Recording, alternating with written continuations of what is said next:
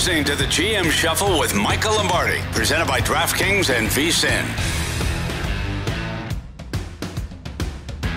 Welcome into the GM Shuffle with Michael Lombardi. I'm Grace Remington, recapping all the NFL Week 4 action for you. And we're going to start with the most thrilling game of the weekend. 19 total points scored. Broncos Jets. I mean, this was a total slop fest in the rain, Michael. It took until the 11th drive of the game, almost 20 minutes in, for either team to move the sticks without the help of a penalty. What was your biggest takeaway from this one? That Bobby Saleh was surprised it was going to rain. I mean, like, all of a sudden, did you see the quote he had? You know, I thought we had a good week of preparation. I thought our team was ready to go.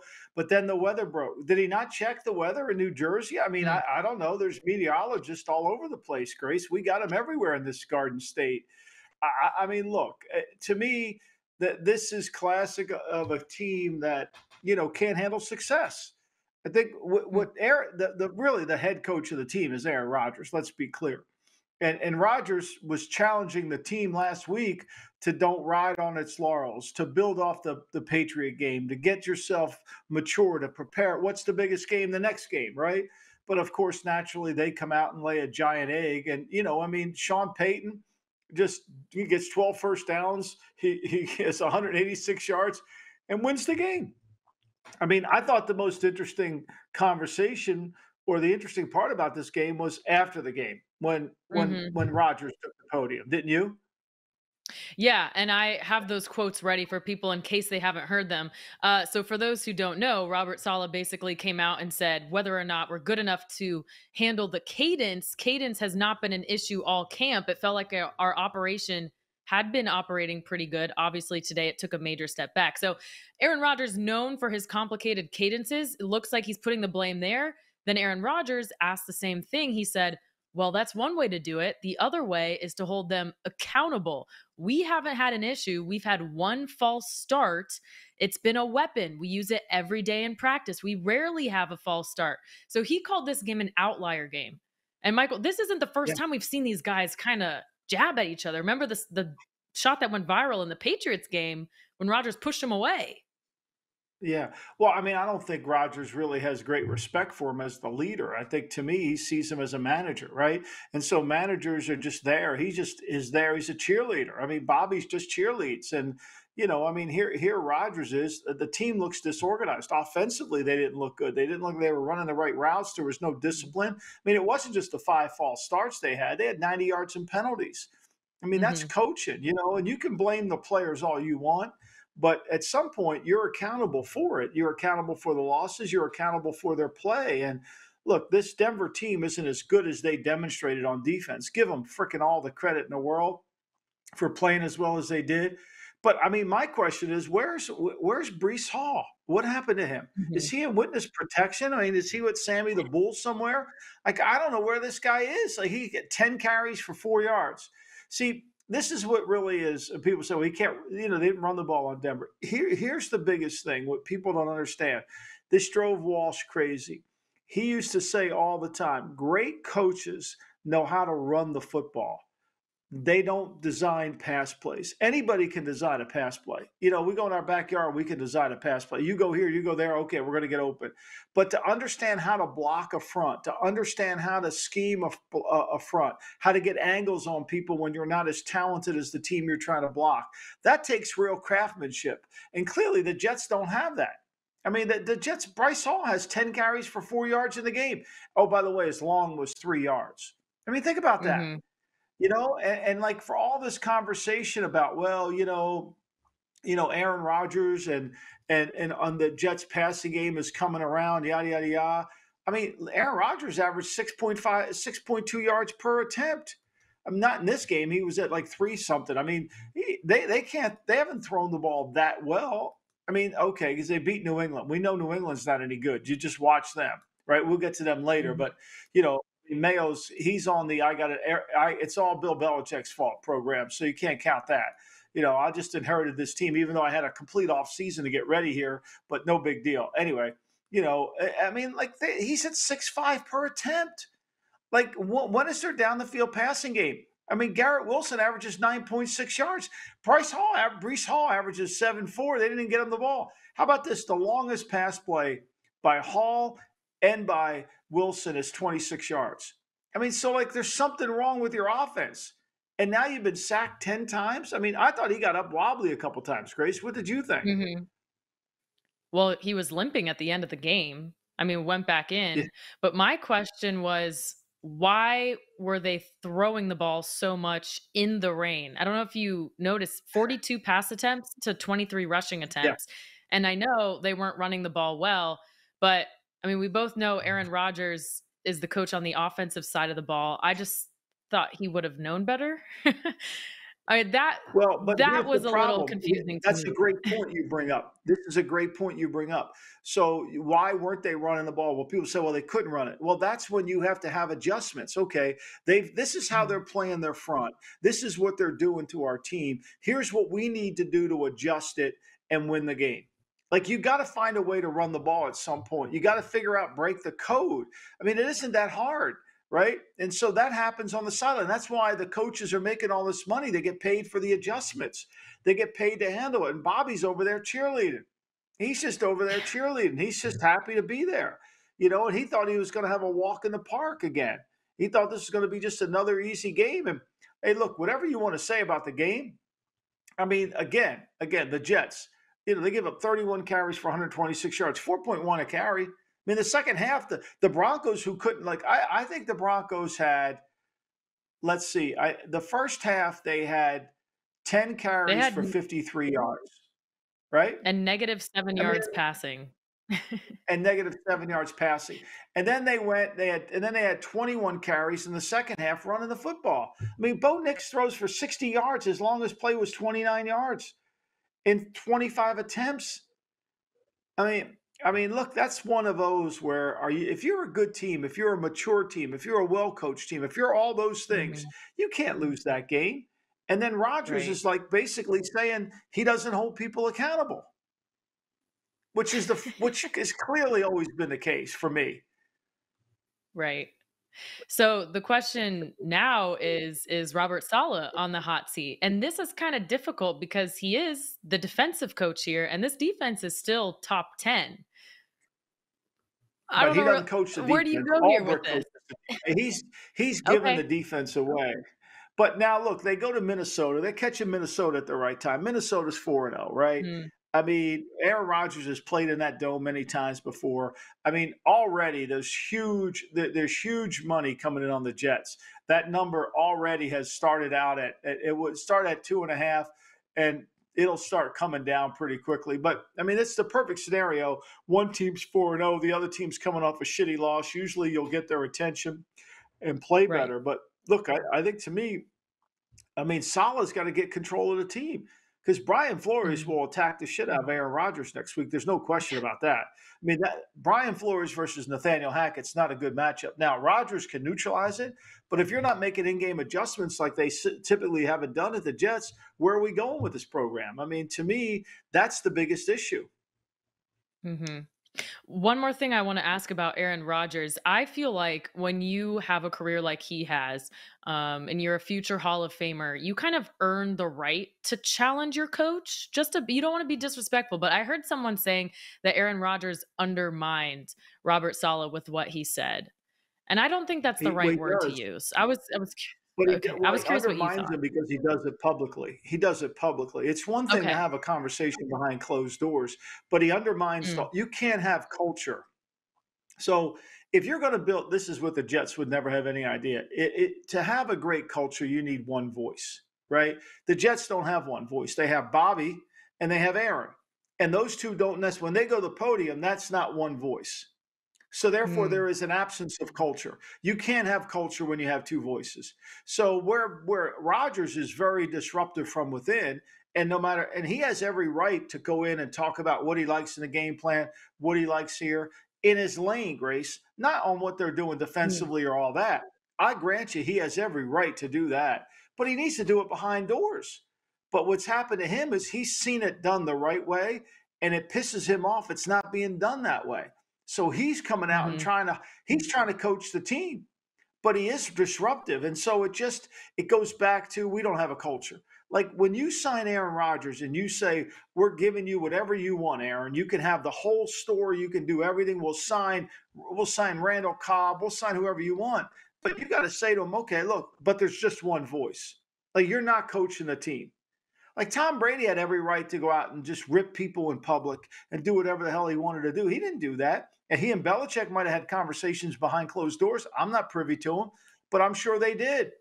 And I'm sure they aired out their differences. And I'm sure, Brady talked to Josh McDaniel. They aired that out and they had those conversations. So I think to me, that's where he really becomes disruptive from within, and that's what causes most of the problem. And then Saleh doesn't know how to handle it. I mean, look, it's just not Rodgers and Saleh, Bobby and Joe Douglas and Hassan Riddick, who now wants to get traded back to the Eagles. Oh, wow. Okay, yeah, well, I'm glad you brought up Tom Brady because that's actually where my mind was going, because watching him at the Bucs, he kind of controlled the operation there, but you're right. It's in the public versus behind closed door thing. That is the difference here. Yeah. But a lot of ego in play. Brady being away from with Brady yesterday on the broadcast was very, very polite to Bruce Arians, and he was very. I don't know. I can't speak for Tom, but I don't know if that was always how he felt within the program, because I think we'll get to Brady's comments later with Baker Mayfield, but Brady's a different animal. He's moving at a different pace than most other people, and I think you have to recognize that. Rodgers is trying to get him to get to a pace, but with Saleh, the worst thing happens to the Jets if they win, because if the Jets win, they lose their appetite. Well, looking at what they have next, they face the undefeated Vikings. They face a good Bills team. They face another tough defense against the Steelers, and then the Patriots again. So yeah, Rodgers and Saleh got to figure out this communication thing. All right. Well, speaking of coaches potentially on the hot seat, there is one that is a little bit more obvious. His name is Doug Pederson, and his Jaguars are now 0-4. We'll talk about his situation and other coaches on the hot seat after this break. You're listening to the GM Shuffle.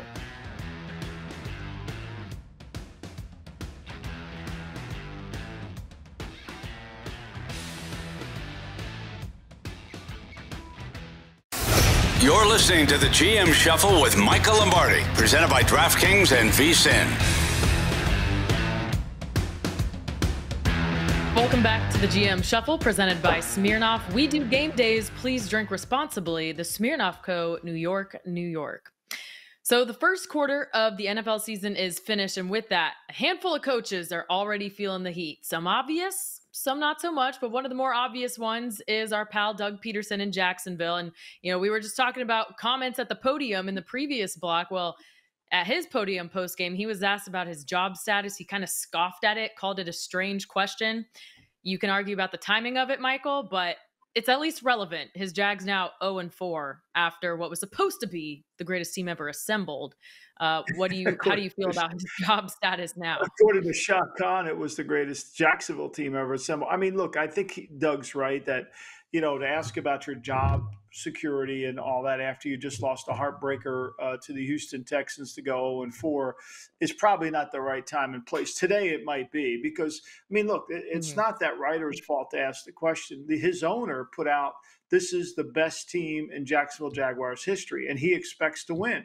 That didn't come from the writer. The writer's just responding to what Khan said. If Khan doesn't say that, probably nobody thinks Pederson's job could be in jeopardy, because he's got, he's won a Super Bowl. It's only going to be his third year, and the quarterback's not playing well. But since they gave the quarterback all that money, the team is 0-4. They got a game against the Colts coming up, which they have to win. I mean, look, it's got to fall back on Doug. I mean, Doug can blame the players, which he did a little bit in that press conference. Oh, we can only put the players in the right position. But like Tomlin always talks about, you have to do more than just do that. Like, that's just a coach. That doesn't keep you from getting fired. Somebody was in the room who said, I want to pay this guy $55 million. It had to be Balky. It had to be Pederson. I can't imagine Khan just went out of his way to pay Trevor Lawrence all this money without his head coach saying, yes, we need to do that. I can't imagine it. Now, Maybe Mm. Pederson didn't know it was going to be 50 million. Maybe he thought it was going to be 22. I don't know. I don't know how much he knows about the cap, but the reality of it is they had to get his sign off on it. But when you look at this, when you look at what they do in Jacksonville, the strangeness of their team is his constant trying to be aggressive without being tactical. I mean, he's truly, fire, aim, and then shoot. I mean, no, actually, he's fire, shoot, and then aim. I mean, because he doesn't do. Look, here's the reality, and you love going for it on fourth down. You belong in that Mhm. analytic community, and I say that with respect. But he's 4 for 10 on fourth down. He's 4 for 10 on fourth down. Okay, for the season. He's 42% in the red zone. He's had 14 trips down there. He's only scored 6 touchdowns. And here's the worst part. He's 11 for 44 on third down. So what does that tell me as a personnel executive? That every single situational factor that he has to deal with what he controls, how he makes his team better, they fail at. Third down Mm. defense, 24th in the league. Fourth down defense, 27th. Red zone defense, 28th. Like on fourth down, they allow 71%. Of course, I'll go for it if I can get it on. But this guy goes for it all the time. I mean, he goes for it constantly, and you just wonder, like, what are we doing? Like, here he is in the fourth quarter, and he's got a chance to he's got a chance to get the game back, and he goes for it on fourth. He goes for it, and he doesn't get it. I mean, it's like ridiculous. He keeps turning down points, and then he loses games. Now, those 3 points, it would have lost the game. He would have made it 23-17. They end up being mean, but still. But here's the other point. And this is probably the fourth quarter is the most important quarter to study, and you should look at him every week, is when the game was on the line, when he had a chance to win the game, okay? When he's sitting there, he gets the ball back with 3 minutes, okay? Here we are. Let's go to the fourth quarter. He Mhm. gets the ball back with 3:51 to go. The first play, he runs the ball, okay? Runs the ball, gets 1 yard. So naturally, because he got 1 yard, he decides, I got to throw it. I got to get a first down. Second down, he throws an incomplete pass. Clock stops. Third play, throws another incomplete pass. Clock stops. So he goes from 3:51 down to 3:08. Like he did, he needs to, if he Right. gets a first down there, he's going to win the game. So now Houston gets the ball back with 2:54 to go. And oh, by the way, Grace, they Mhm. score with 22 seconds left to go. So if he runs the ball on any one of those plays, he's going to win the game. Or he's got a Mhm. chance to at least get the game to overtime. But naturally, he doesn't do that because he has Mhm. no idea about game management. I know he's won a Super Bowl and he's got a statue in Philadelphia. He also got fired 2 years later because there's some things that he doesn't do. And he's never going to blame his coaches. He's endeared to his coaches. Look, I think they're 0-4. They have a chance to – can they beat Indianapolis? Sure. You think they're going to win? You think they're going to win 10 of the next 13 games? I don't think so. Do you? Absolutely not. And I'm glad you brought up that last drive because the fourth down, I didn't really mind. I thought you could have, if you're looking from a win probability standpoint, it didn't really impact you that much, whether you kick the field goal or go for it. But that 3 and out at the end of the game, they could have taken a minute 20 off the clock. That's what lost it for me, and that was exactly what I was gonna ask you about, is why didn't they run the ball all 3 plays? So I'm glad you pointed that one out. But they average 6 yards a carry. But when they Mhm. have to run the ball, they couldn't. They only got 2 first downs in the fourth quarter. They couldn't convert a third down in the fourth quarter. So that's tactical. That's strategy. There's something. Wait a minute. You're averaging 6-1 during the game, but then when you have to run it, you can't run it. There's more to that than just Lawrence didn't make a play. Look, I'm not defending Mhm. Lawrence. Lawrence looks like shit. I thought he was going to be a really good player, but he looks like shit.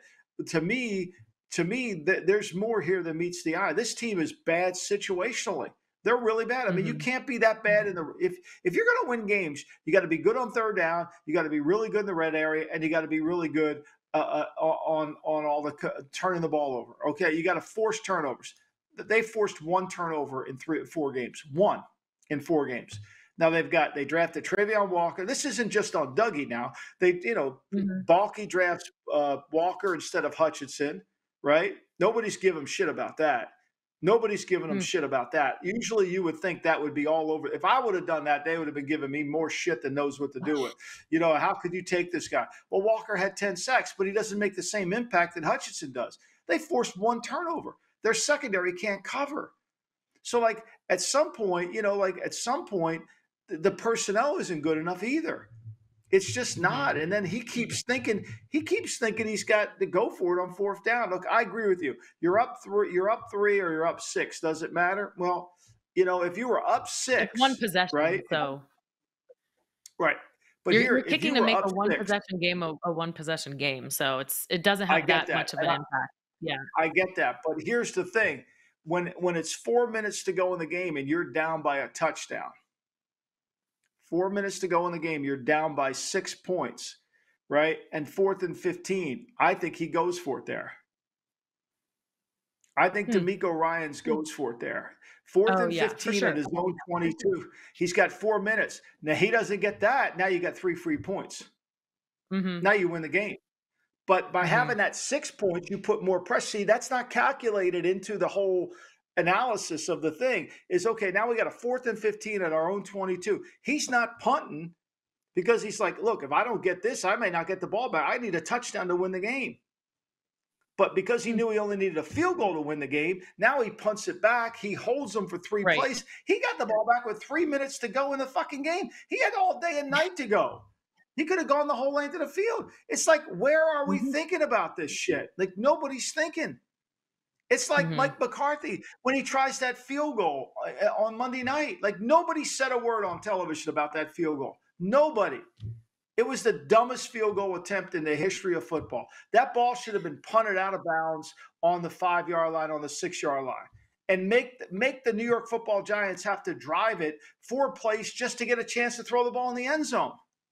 But you give him the ball at midfield. Now Daniel Jones can throw 2 balls into the end zone. Like, who's thinking?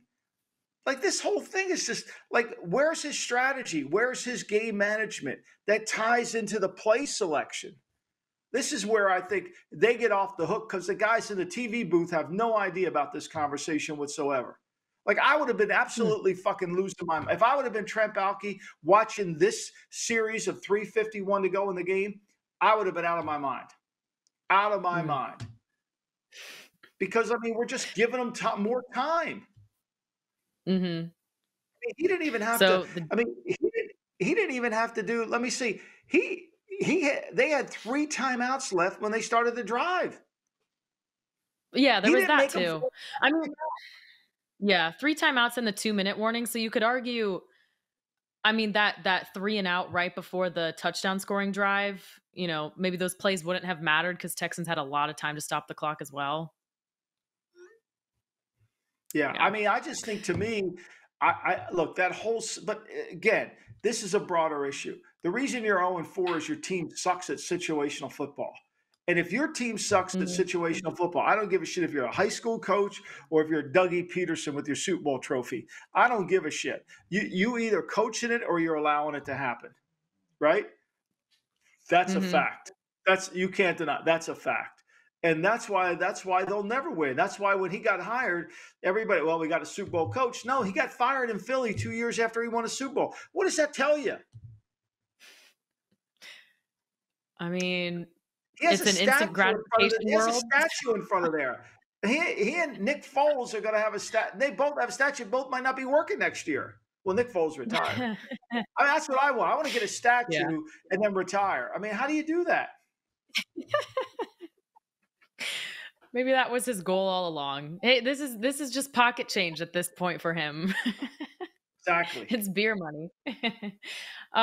Okay. Well, Jaguars kind of took over this block. I mean, they did show signs of life, right? They led for over half the game, and this was after trailing wire to wire the previous 2 weeks. So is there anything? You knew they weren't going to win. They couldn't win the fourth quarter against Miami. They couldn't win the fourth quarter against Cleveland. They couldn't win the fourth quarter against Houston. They could easily be 3-1. And you could look at it, if you're a novice, you could look at it and say they could be 3-1. But if you understand the game of football and situational football, you understand why they're deficient in those areas. Well, Jags now 0-4. That's a whole only one other team has climbed out of to reach the playoffs. That was the 1992 San Diego Chargers. And speaking of losers, Nick Sirianni has lost 10 of his last 13. We got to talk about him next. This is the GM Shuffle.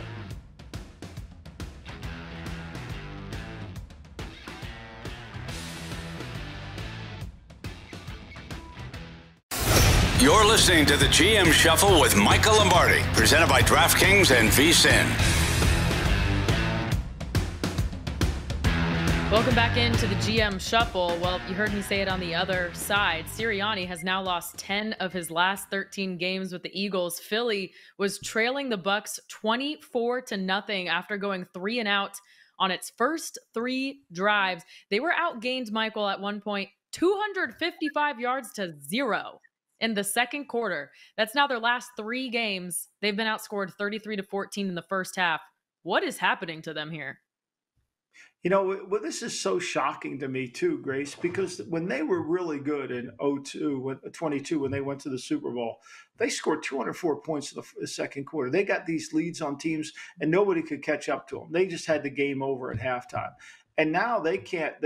Look, I mean, they have some inherent problems. I mean, they signed Bryce Huff. He has no sacks, no pressures. He's been a 0 for the first quarter of the season. It's been very disappointing. And in that heat and humidity, that was as good a bet as you could make in football. Is take the Bucs. You bring the Eagles to heat and humidity, it's going to be a problem. They're not in. I mean, they said on the broadcast that they were taking IVs during the week. How about conditioning during the week? Maybe that might help. Maybe run a hill. Maybe get your team in shape, as opposed to, like, they can't cover anybody. Like, they can't cover anybody. And the defensive line, once it gets tired, they put all their one of the things I think you have to be honest with yourself as a general manager is you assessed your problems, right? And Howie Roseman said, okay, I need better pass rushers. I need to fix my secondary, and I'm going to be okay, right? And so he does that. He gets Bryce Huff. He gets rid of Riddick. He keeps Sweat. He was almost trying to trade, but they haven't really fixed their D-line. Like, Jalen Carter got worn out. He played too many plays yesterday. And the Bucs had control of this game from start to finish. And look, the quarterback holds on to the ball. The offense, if it gets behind in the game, it can't really run. They missed Lane Johnson, and they had no real skill. I mean, when Paris Campbell's catching touchdown passes for you, you're probably not going to win many games. I mean, let's just be clear. So, I mean, Sirianni's got himself a hole, because I think at the end of this hole, his defense talent-wise isn't good enough, right? I mean, because what I'm saying is the design was probably the right idea. Maybe they might have picked the wrong players. And I thought Bryce Huff would be a good player for him, but he's not been anything very good. And I can imagine Vic's going crazy over it. Like, Vic can't. The best game they played defensively is they put bigger edges out there. So all this talk about we've got all these Georgia players on the team, we're really good. They don't play like Georgia. They don't, especially on defense, they don't play like Georgia. I mean, they're getting gashed by constantly. So, I mean, when you look at them, it's not good. I mean, I was going through the numbers this morning. I mean, and it's brutal. I mean, they give up 5 yards a carry, right? They've only had the ball. They're on the field for 28 minutes, and yet they've given up almost 365 yards a game. They can't stop the 7.3 yards. They've given up 7 touchdown passes. 5. They've been able to teams make plays against them, and their defensive front. Jordan Davis has a sack, Graham has a sack, Milton Williams has a sack, Sweat has a sack. They've only had 6 sacks. They've given up 13. They haven't scored a point in the first quarter. Do you realize that? I mean, I know I he's did not brilliant. realize that. Okay, well, you don't realize that because Kellen, because you got my man over there, Joystick. He is the greatest offensive coordinator since Vince Lombardi left the New York Giants in '58. Just so we're aware of that. The greatest Sid Gilman couldn't hold this guy's jock, right? Bill Walsh, not a fucking chance, right? None of these guys are as good as Kellen Moore. He's the greatest, but you're not going to read about that because that would imply that maybe somebody's wrong on Kellen Moore being the next greatest head coach. I mean, here's the thing. Kevin Stefanski has no quarterback, okay? I think he scored 8 consecutive times to start a game. That's a game plan drive. Drive, right? They have no points in the first quarter.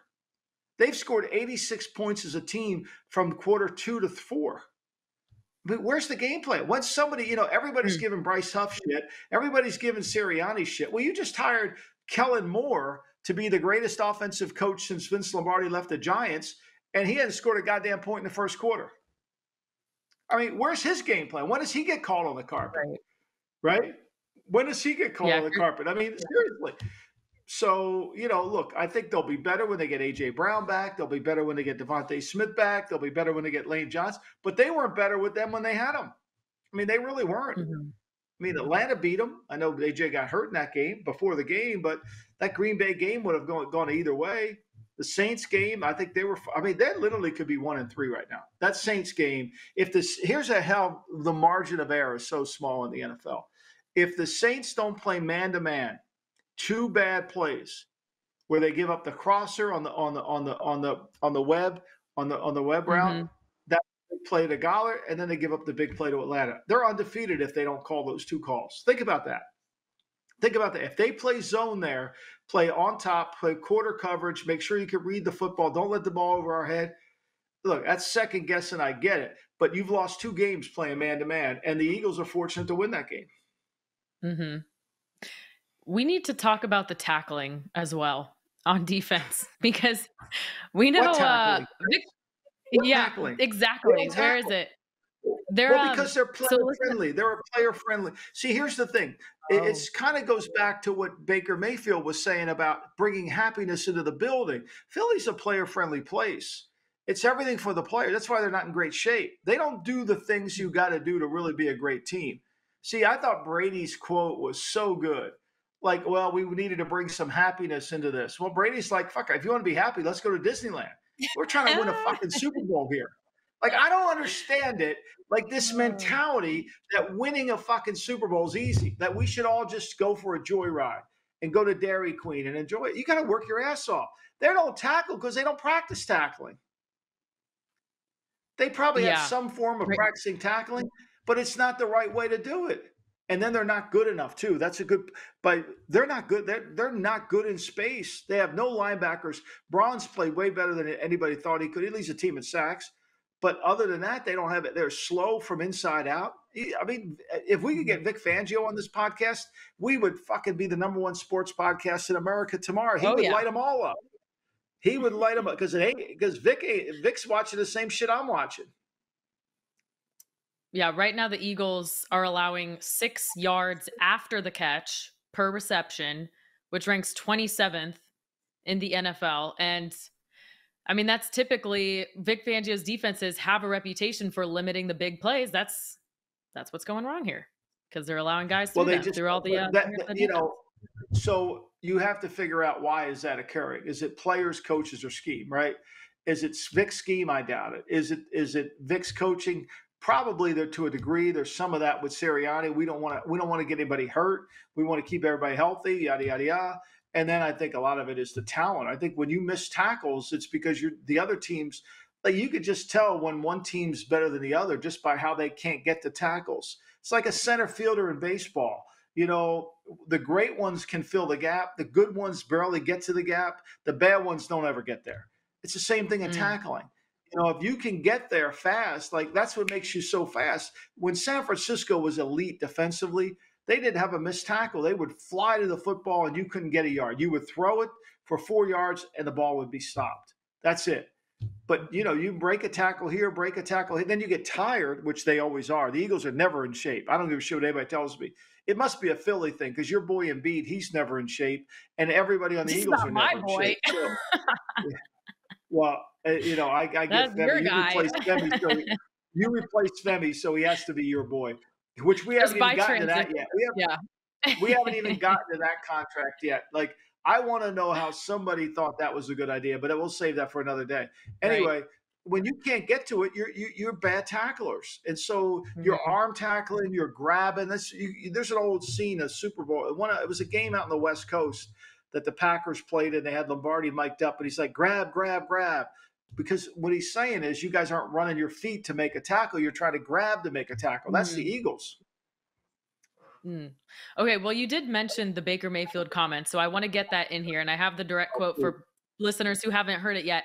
So Mayfield went on Corey Kluber's podcast and said this: The building was a little bit different with Tom in there. Obviously, playing wise, Tom is different. He had everybody dialed in, high strung environment. So I think everybody was pretty stressed out. They wanted me to come in, be myself, bring the joy back to football for guys who weren't having as much fun. And then Tom Brady on the broadcast this weekend says, I thought stressful was not having Super Bowl rings. There was a mindset of a champion I took to work every day. This wasn't daycare. If I wanted to have fun, I was going to Disneyland with my kids. I think you go to Disney What was your World. reaction to that? I think you go to Or Disney World before you go to Disneyland. Disney World's bigger, isn't it? Disneyland's too small. Disneyland? It's I in don't LA. even know what the difference is. Is Disneyland the one World in is Orlando? Disney World is down in Florida. Disneyland is in Okay. Los Angeles. Or actually, it's in Anaheim. But I mean, Right. look, I mean, I'm on Team Brady here, completely on Team Brady. Like, Mhm. I know how hard it is to win. I know how hard it is to become good. I know what it takes to be a champion. And there's no shortcuts to that road of championships. There's none. It takes complete dedication. It takes conviction of the heart, conviction of the mind. It takes that. Now, if you want to have fun and we just want to win a game here and win a game there, great. But when it comes down to really winning, you got to have somebody. Look how much joy they're having in New England. I mean, they're having tremendous joy with Mayo there. It's tremendous. They're enjoying themselves. It's all Bill's fault, even though they signed every player Oh back my that was God. there. The best player is the guy Bill drafted, but but Mayo gets a pass because it's all good. They're having Mhm. joy. It's joy. They're singing Kumbaya. They go to I bet they went to Dairy Queen on the team bus back from San Francisco. I mean, it's a comedy. We have people have forgotten what it takes to be a champion. And Brady just Mhm. reminded them all. I just need to say, I can absolutely vouch for the high strung environment when Brady was there. It bled into the other sports teams. Like Steven Stamkos, captain for the Lightning, was talking about going on the TB12 method. You had the Rays players talking about it. Even the local mayor, politics, everyone was like on their game. You Even got the to raise your reporters level. too. Oh You yeah, got to no, raise your his level. mindset impacted the entire city. It was It's the the craziest only thing I've way. ever seen. It's the only world I can live in. I can't live in that other. Let's go to Dairy Queen. A, I'm a fat guy, and B, I want to win. I want to win. I don't want to sit there and lose. I want to win, and I'll do whatever it takes to win, Grace.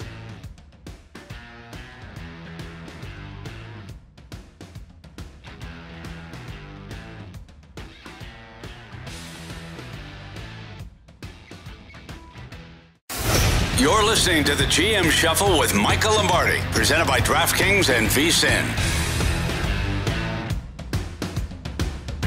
Welcome back into the GM Shuffle, where we continue our Week 4 recaps. We've talked about a lot of losers on this podcast. Let's talk about a winner, okay? Jayden Daniels Okay. setting Wow. historical pace with the numbers he's putting out here. I need to read these exactly for the listeners. So his 82% completion rate through 4 games is on par with Peyton Manning in 2008, who completed 81.8% of his passes, and 2007 Tom Brady, who completed 79.2% of his passes through 4 games. Both of those quarterbacks won MVP that season, but that's not it. I found another stat for you. In each of his first 4 games, Jayden Daniels has had the 70+ completion percentage rate and 35 or more rushing yards. The only other quarterback to do that was Lamar Jackson in a 4-game streak in 2019 when he won the MVP. So Jayden Daniels putting all sorts of MVP numbers up there. What have you thought about his rookie season so far? I mean, it's remarkable, right? I mean, he's throwing it like I thought. When I was on Russo this week, I took Arizona stupidly. I should have taken Miami, which plays tonight. There was a point in the contest, but I got cold feet. I wasn't sure they were going to start Hundley. And so I took Arizona, and that was obviously a bad play for me. I took a loss on that, but I kind of thought he would come back to earth in this game a little bit. I thought the Cardinals playing at home better. I mean, the mayor has not been good since the Rams let him run around. And when you keep the mayor in the pocket, he's a very pedestrian quarterback. He's just not good enough.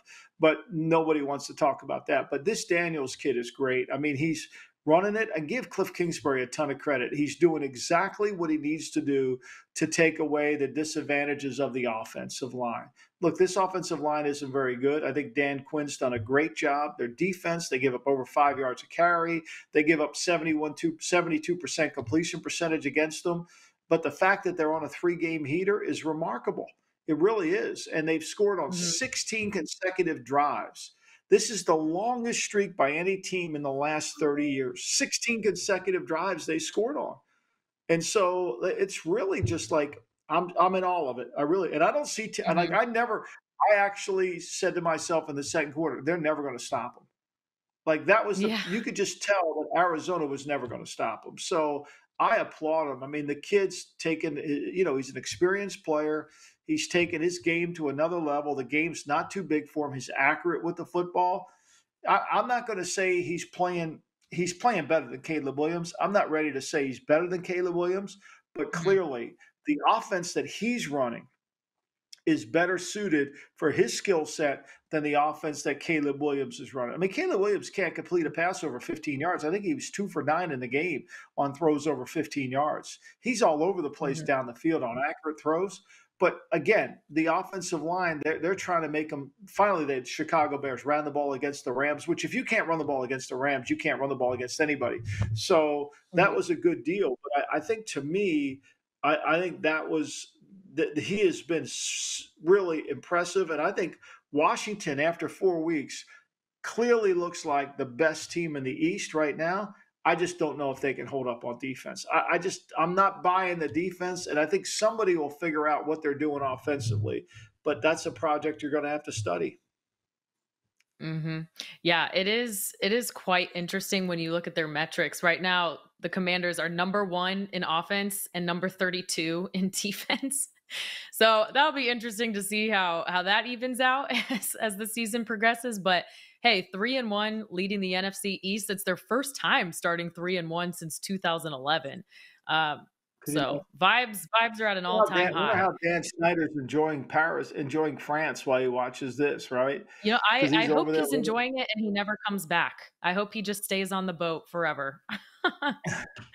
It's No doubt. fun times in DC. But okay, another young quarterback we want to get to is Anthony Richardson leaves the game against the Steelers with what they're calling a hip pointer. But the shocking point about his injury, Michael, is that they sent him back out to play, and it wasn't like a hand off the ball and sit back, relax. They had him run an option play.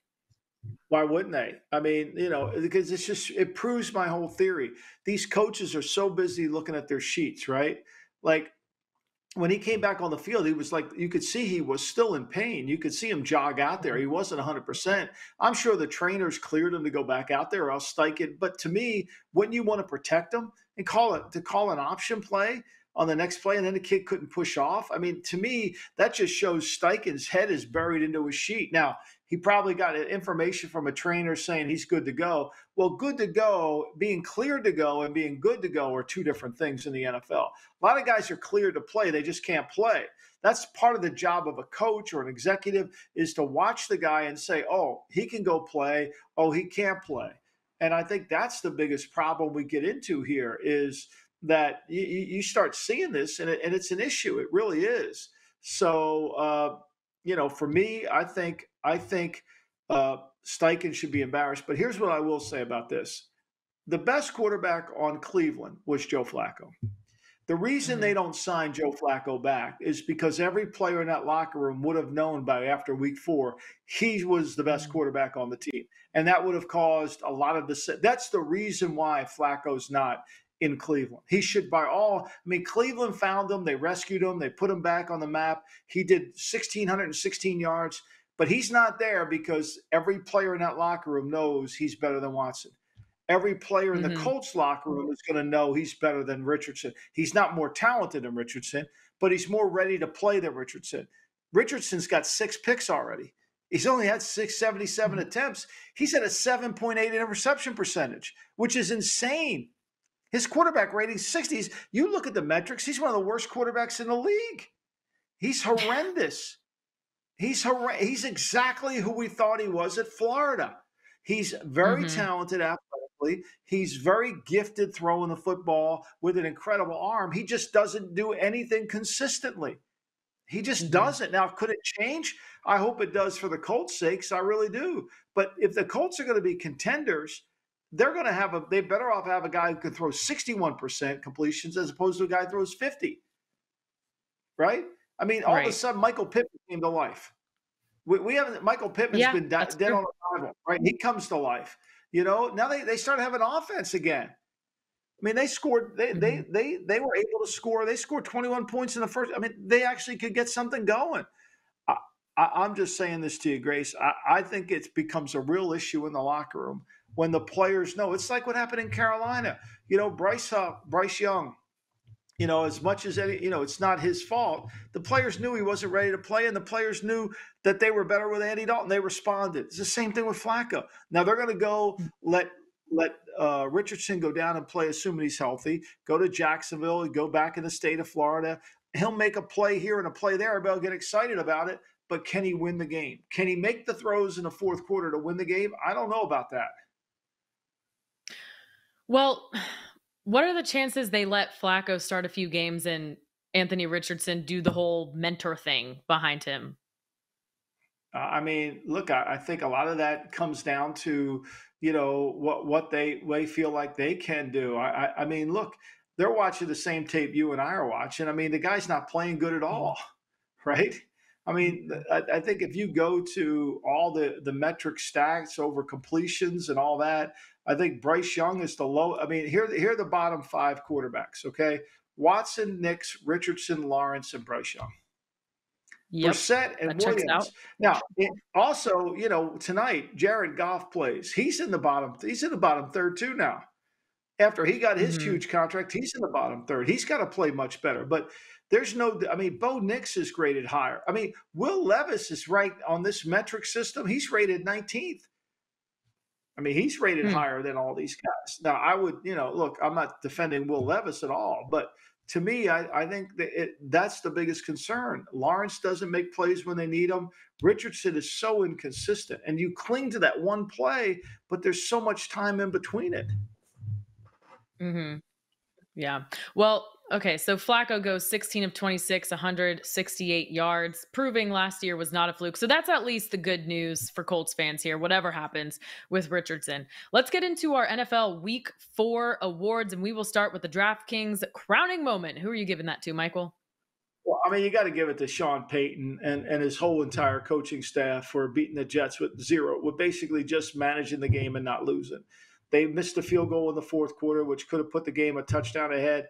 The Jets had a chance to win the game in the fourth quarter. They couldn't do it. But to me, it just shows you the value of great coaching, the value of having somebody who understands how to manage the game correctly, give his team a chance to win, get the game into the fourth quarter without even a passing game. I mean, if they play that game 10 times, maybe if they play it, maybe Bobby will make sure the weather's a little nicer the next time they play it. But I think Denver, that was good. I think you just want another way to stick it to Bobby Saleh. Of all the moments this weekend, you had to give it to Denver. He got my Fraud of the Week award. I mean, come on, man. You know, Sean's a good coach. You know what he's going to do, right? I mean, you had two gifts, and you had the New England Patriots. You had time off.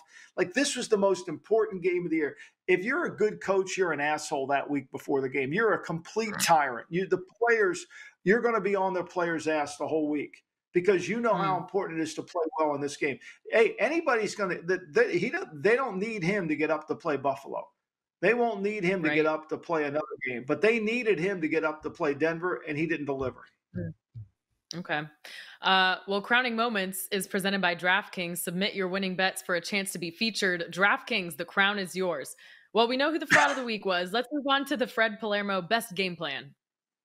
I think Tampa was the best game plan. I think they did a great job starting fast, made them, took advantage of the heat and humidity in Tampa and took the game over. Okay, and on the lamb? I mean, the Jags playoff season. I know Doug doesn't understand why people are asking about his job, but when you're 0-4, the chance of making the playoffs are really hard, and I think the owner expected it. And your final award, if you don't know, now you know. The Ravens can stop the run and they can run the ball. Those are two qualities every great team has to have. Got to be able to stop the run. You got to be able to run the ball. I don't give a shit what all this passing talk, and I love passing, but when you can do that as a defense and you can do that as an offense, you're going to be a really good team. Love it. All right. Well, that's going to do it for this episode of the GM Shuffle. Thank you for listening. Make sure you download and subscribe wherever you get your pods. And if you're watching on the DraftKings YouTube page, give us a thumbs up on your way out. For Michael Lombardi, I'm Grace Remington. We'll see you Thursday.